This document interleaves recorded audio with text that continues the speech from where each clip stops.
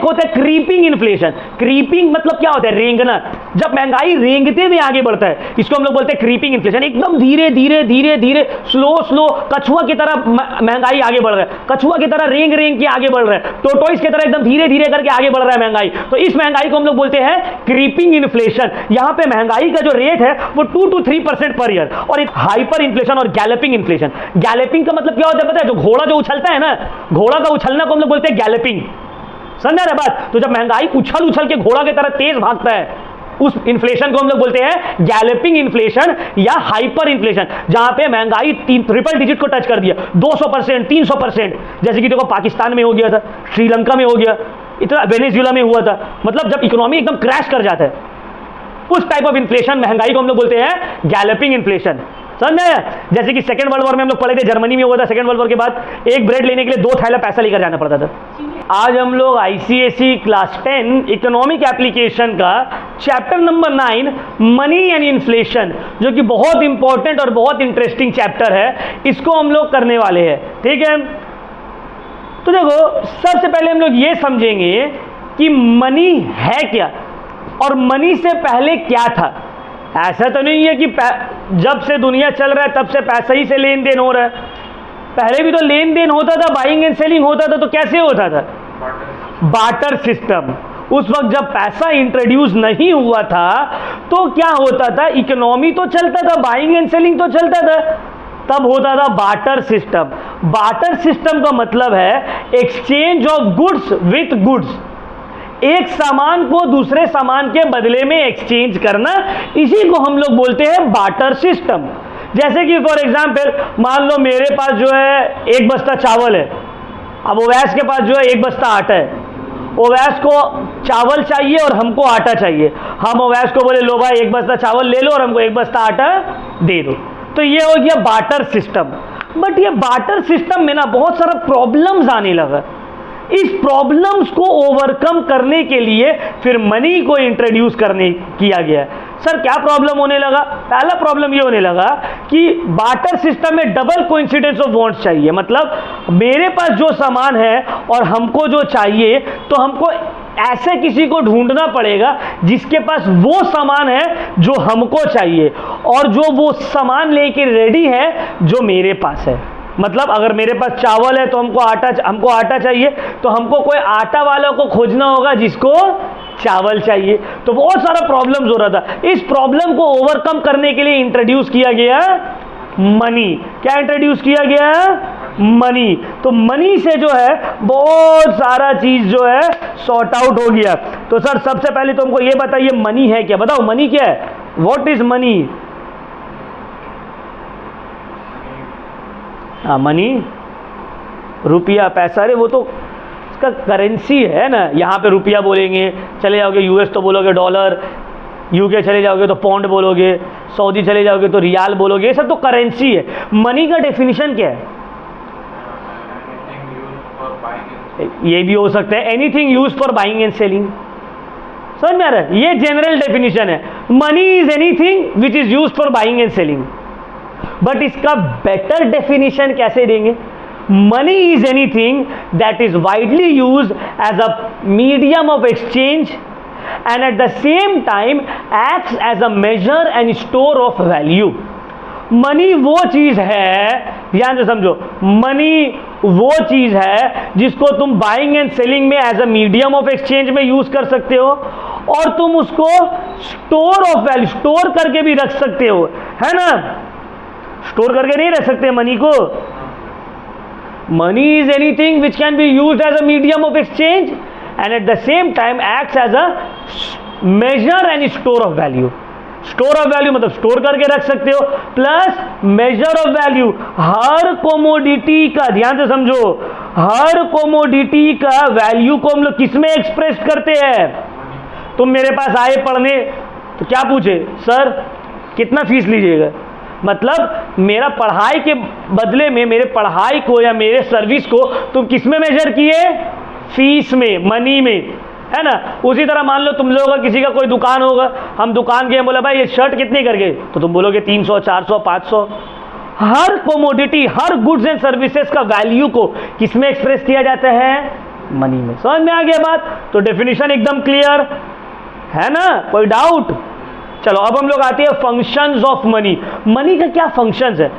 सबसे पहले functions of money पढ़ने से पहले हम लोग को ये समझ लेना है, मनी का फंक्शंस को 3 कैटेगरी में बांटा गया है।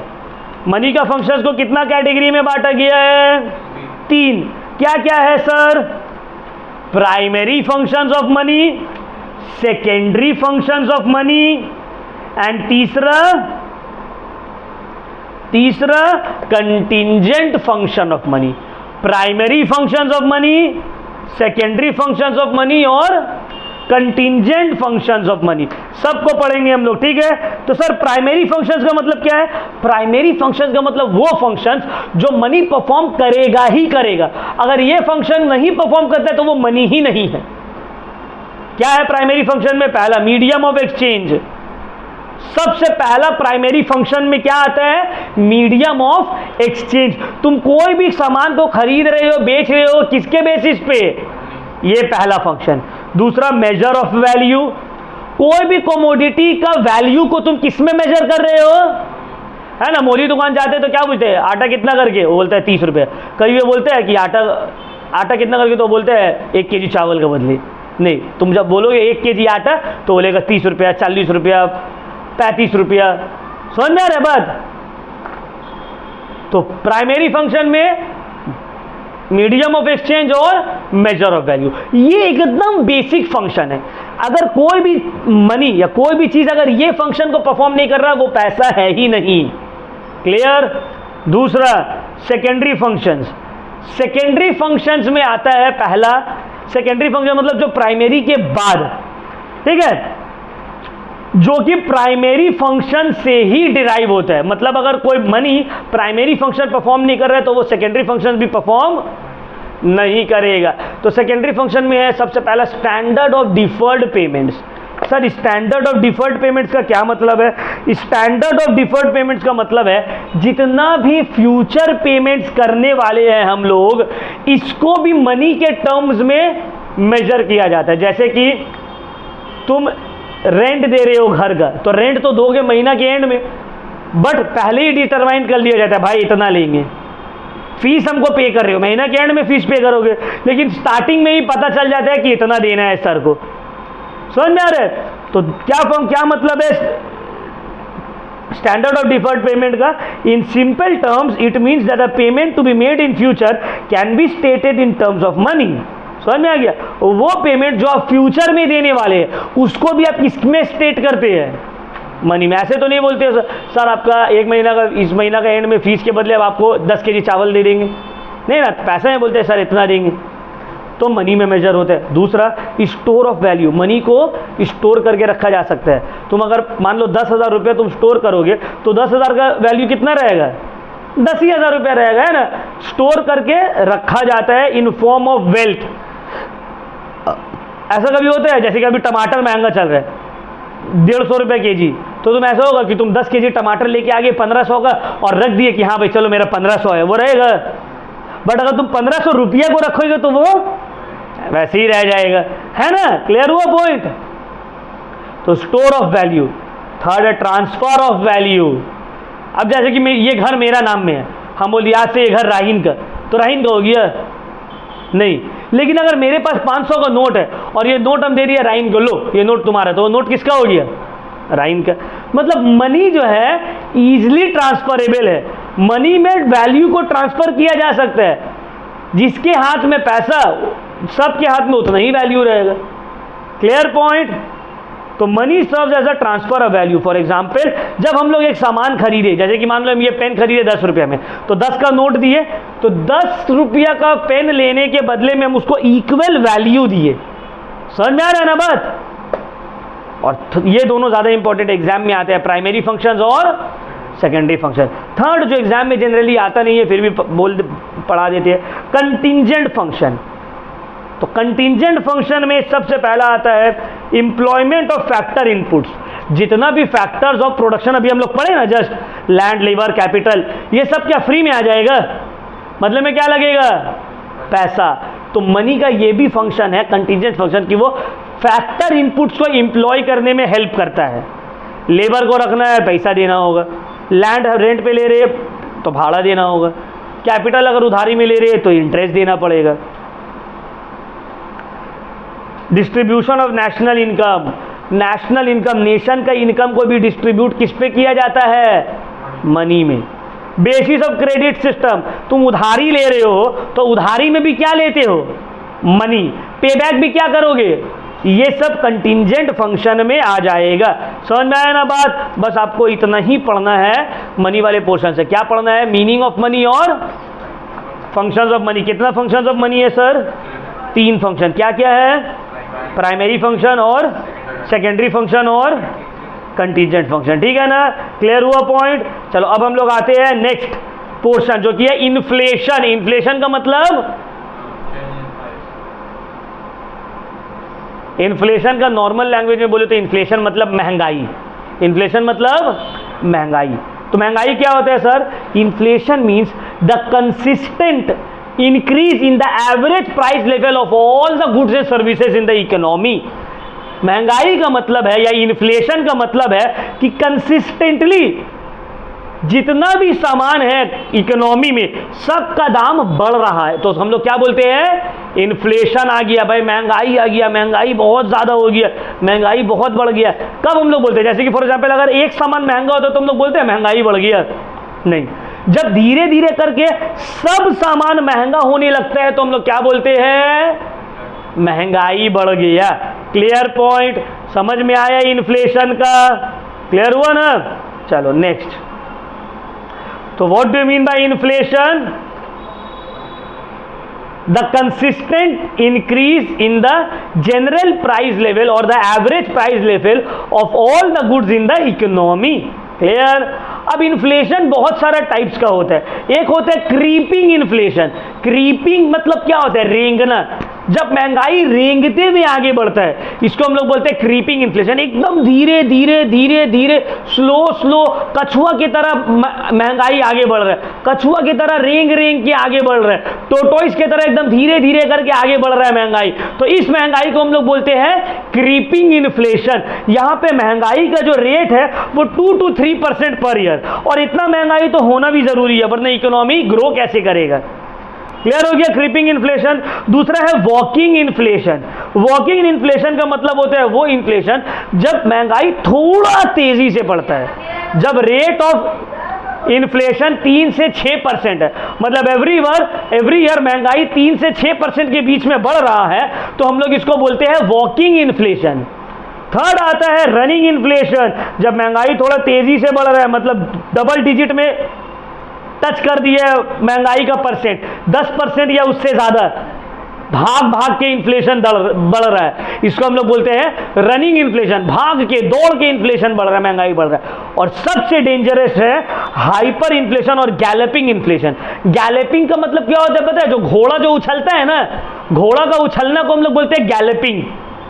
समझ रहे बात? तो जब महंगाई उछल उछल के घोड़ा की तरह तेज भागता है उस इन्फ्लेशन को हम लोग बोलते हैं गैलेपिंग इन्फ्लेशन या हाइपर इन्फ्लेशन, जहां पे महंगाई ट्रिपल डिजिट को टच कर दिया, 200%, 300%। जैसे कि देखो पाकिस्तान में हो गया था, श्रीलंका में हो गया, इतना वेनेजुएला में हुआ था। मतलब जब इकोनॉमी एकदम क्रैश कर जाता है उस टाइप ऑफ इन्फ्लेशन, महंगाई को हम लोग बोलते हैं गैलेपिंग इन्फ्लेशन। समझ में? जैसे कि सेकेंड वर्ल्ड वॉर में हम लोग पढ़े थे, जर्मनी में हुआ था। सेकेंड वर्ल्ड वॉर के बाद एक ब्रेड लेने के लिए 2 थैला पैसा लेकर जाना पड़ता था। क्लियर हुआ पॉइंट? तो समझ में आ गया अलग अलग types of inflation.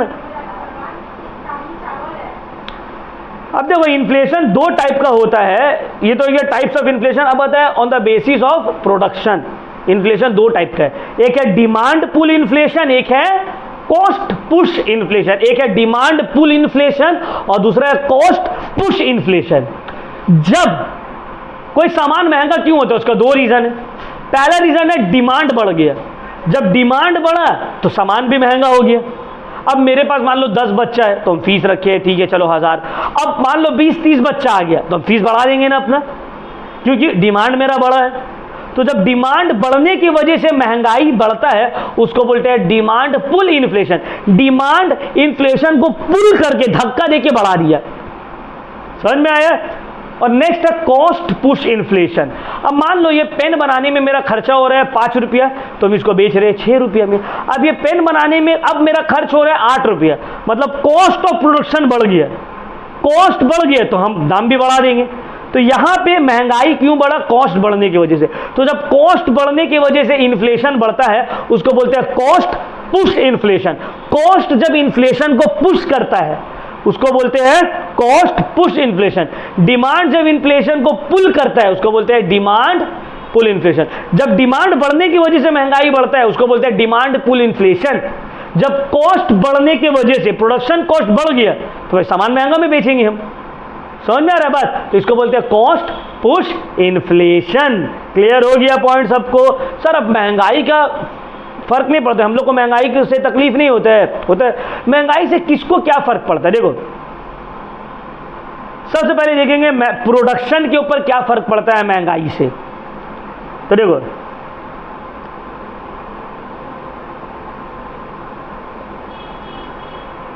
A mild degree of inflation activates economy by increasing investment, production and employment। देखो अगर इन्फ्लेशन थोड़ा बढ़ रहा है, मतलब अगर क्रीपिंग इन्फ्लेशन है या वॉकिंग इन्फ्लेशन है, तो प्रोडक्शन बढ़ जाएगा। क्यों? क्योंकि इन्वेस्टमेंट बढ़ेगा। समझ में आ रहा है बात? लेकिन अगर हाइपर इन्फ्लेशन है, गैलपिंग इन्फ्लेशन है, इन्फ्लेशन बहुत हाई है, तो प्रोडक्शन में इसका नेगेटिव इंपैक्ट पड़ेगा। क्योंकि जब महंगाई थोड़ा है तो आदमी खरीदेगा, है ना, ज़्यादा खरीदेगा, ज़्यादा बनाया जाएगा। लेकिन जब महंगाई डबल ट्रिपल हो जाएगा तो लोग खरीदना बंद कर देंगे, तो प्रोडक्शन बंद हो जाएगा।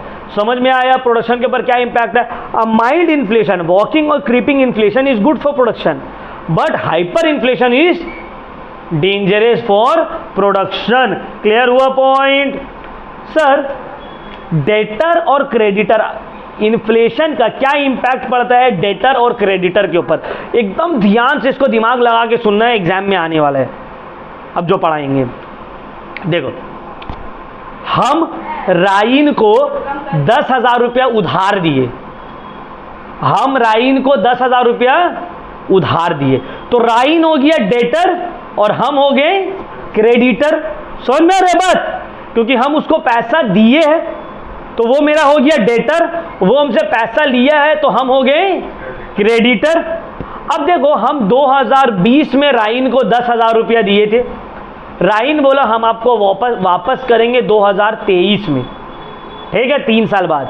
अब जब हम राइन को 10,000 रुपया दिए थे उस वक्त महंगाई कम था,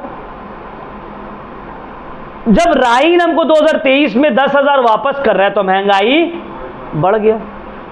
तो महंगाई बढ़ने की वजह से मेरा जो 10,000 रुपया था उसका वैल्यू कम नहीं हो गया। मान लो हम पहले 10,000 रुपया में 2 ग्राम सोना खरीद सकते थे 2020 में, बट जब वो हमको 2023 में वापस किया, अब वही 2 ग्राम सोना खरीदने के लिए हमको 14,000 रुपया देना पड़ेगा। तो मेरा तो 4,000 का नुकसान हो गया ना। तो इन्फ्लेशन के वक्त क्या होता है, डेटर्स गेन कर लेता है, राइन का फायदा हो गया, क्रेडिटर्स लूज करता है।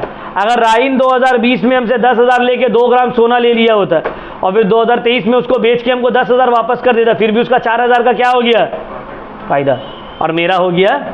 अब कोई बोलेगा सर नुकसान कैसे हुआ, वो तो 10 लिया था आपसे 10 दिया। बाबू लिया 10 था और दिया 10, बात सही है तुम्हारा, लेकिन मेरा पैसा का वैल्यू भी तो घट गया। क्लियर हुआ पॉइंट? तो during inflation debtors gain and creditors lose. समझ में आया? दूसरा, इन्फ्लेशन का क्या इंपैक्ट पड़ता है वेज अर्नर या सैलरीड क्लास के ऊपर? सैलरीड क्लास या फिक्स्ड इनकम अर्नर्स जो है इन्फ्लेशन के वक्त सफर करता है। तो भाई मेरा इनकम तो फिक्स है, मेरा सैलरी तो उतना ही है ना सर, लेकिन महंगाई क्या हुआ, बढ़ गया। तो फिक्स्ड इनकम अर्नर्स और वेज अर्नर्स और salaried employ, salaried working people lose during inflation. Clear हुआ ना पॉइंट? नहीं समझ में आया? वैस नहीं समझ में आया? समझ में आया ना? क्यों लूज करता है सैलरीड एम्प्लॉय या फिक्स्ड इनकम अर्नर्स? भाई मेरा सैलरी तो उतना फिक्स है लेकिन चीजों का दाम बढ़ रहा है। थर्ड है प्रॉफिट अर्नर्स। प्रॉफिट अर्नर लोग गेन करते हैं ड्यूरिंग इन्फ्लेशन। कैसे? सामान महंगा हो रहा है तो उन लोग का भी तो सामान महंगा हो रहा है, तो ज्यादा प्रॉफिट कमा रहा है, महंगाई बढ़ रहा है तो प्रॉफिट ज्यादा कमा रहा है। तो प्रॉफिट अर्नर्स लोग क्या करता है ड्यूरिंग इन्फ्लेशन, गेन करता है, उन लोगों का प्रॉफिट होता है, फायदा होता है। समझ में आ रहा है बात?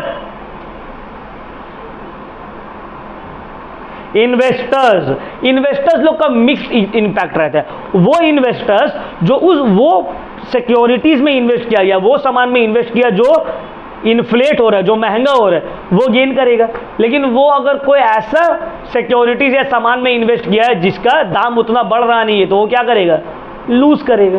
क्लियर हुआ पॉइंट? अलग अलग एंटिटीज के ऊपर क्या इंपैक्ट पड़ेगा, कुछ पूछना है? तो ये चैप्टर में हम लोगों का यही तक था, इतना ही था बस।